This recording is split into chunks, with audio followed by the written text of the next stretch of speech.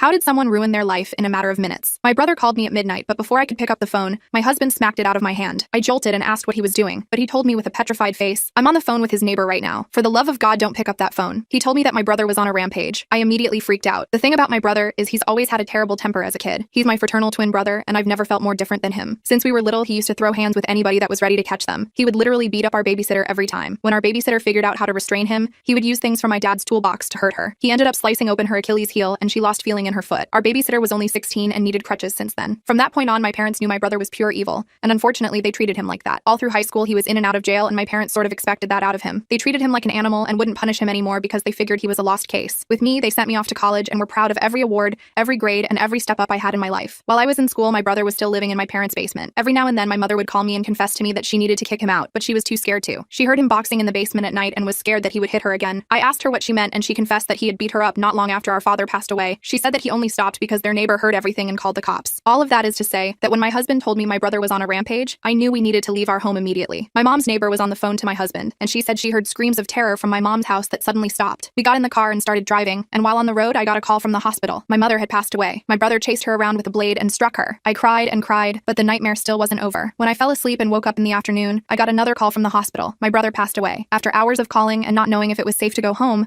I finally got some answers. Turns out my brother had taken my mother's life and wrote down a confession, planning to call me because I was the golden child, and he was the monster who decided he was going to play his role. But on the way to my house, he got into a road rage incident and drove himself into a tree, where he instantly passed away.